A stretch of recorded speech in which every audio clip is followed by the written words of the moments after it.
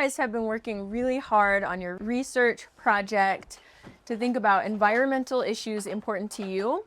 We're going to do a brief thinking routine so you can think about how far you've come, all the struggles and challenges that you've been through, and maybe some next steps. We used the question sort actually to figure out first what environmental issue they were interested in. Some of them chose animals they were interested in, usually endangered animals. Some chose big issues like droughts and the impact it has on water availability and resources and communities.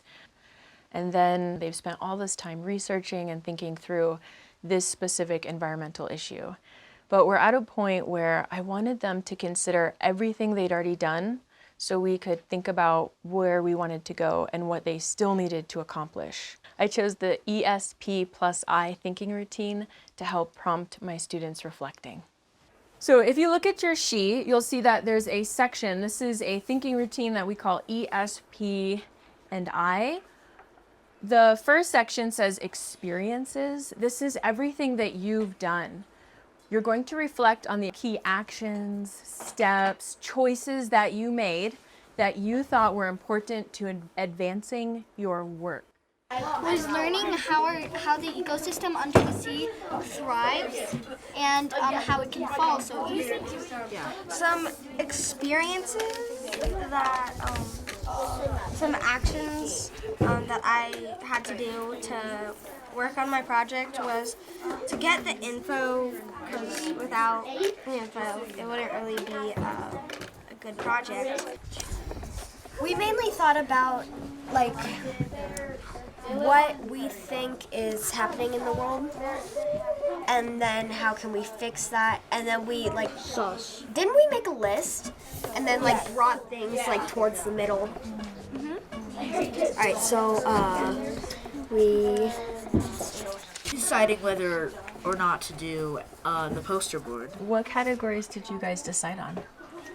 We decided on how they're being hunted, facts about them, and how we could help them.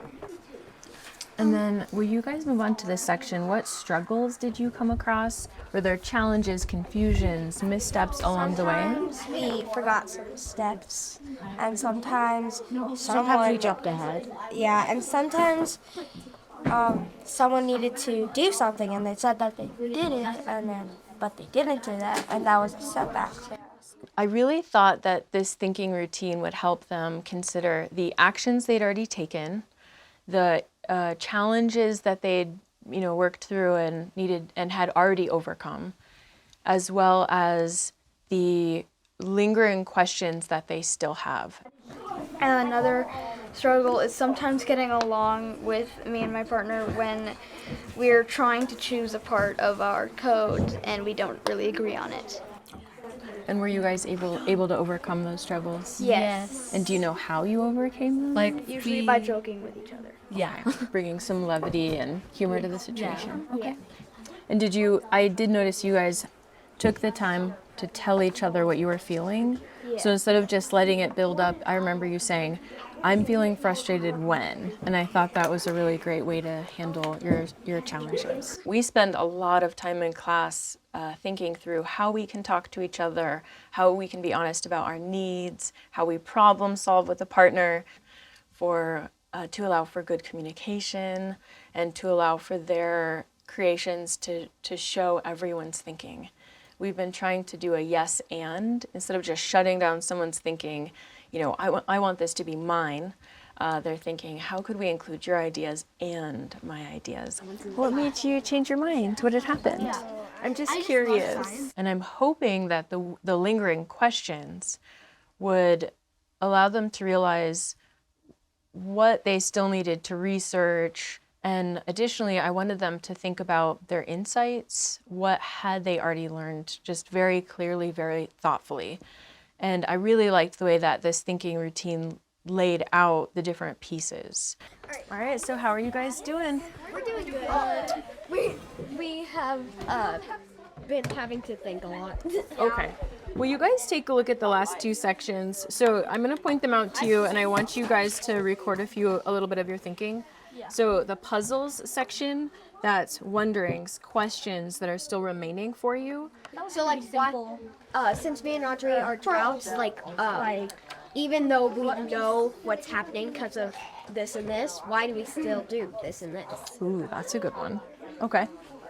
And then when you guys are ready, also think about insights. So take a look at the last section, the insight section. I'd like it if you tried to think about at least 3 different categories. So what did you learn during the process? What did you learn about the topic? What did you learn about yourself? I learned that I really enjoyed learning about them and making a project about monk seals. One of my main insights that I got from learning about marine heat waves was that the Florida coast is mainly protected by a coral reef that stops hurricanes and windstorms from demolishing the Florida coast. That was the a coral. big insight. I love to make them pause in the middle of a learning cycle so they can really take stock of how far they've come and where they want to go. I find if we reflect too late, if we only reflect at the end, then it's over and they have no chance to shift and reweave something else into the project or into their thinking. And I also learned that I myself want to save more animals because our world doesn't have many animals left. And a big part to black-footed ferrets, they live off of prairie dogs, so we need to take care of prairie dogs too. Oh, really? So they need to live. They're mutually beneficial to each other somehow? Yeah. All right, scientists, you have about 2 minutes to continue thinking about your experience, your struggles, your puzzles, and your insights. Next class, we'll use this to really find our next steps. It's really important to me to provide my students with opportunities for agency. I don't want what we do in our classroom to just come from the top down. I want to help my students facilitate their thinking and learning, and this thinking routine was really useful for helping my students think about where they were in their learning and take their next steps.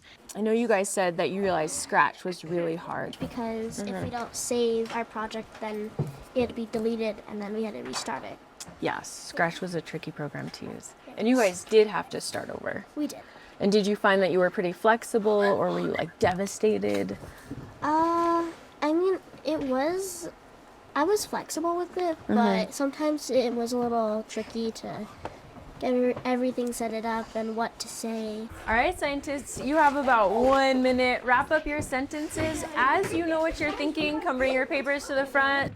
After doing the thinking routine with my students, I was really surprised by the number of facts that they had remembered. They didn't have any resource material to reference, but there were clear ideas and facts that stood out to them that really inspired me to realize they were still thinking about it, they still remembered it, and they were so fully involved in their projects.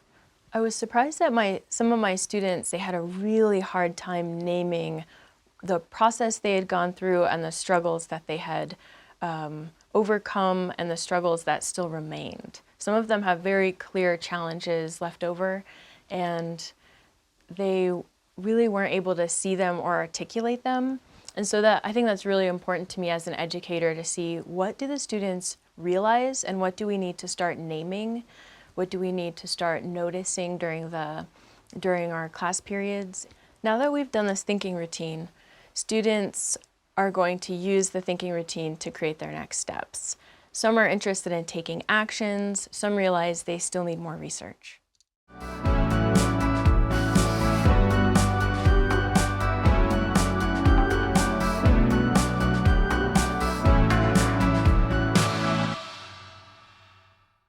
Hi, I'm Ron Richard, Director of the Worldwide Cultures of Thinking Project. I hope you've enjoyed this video.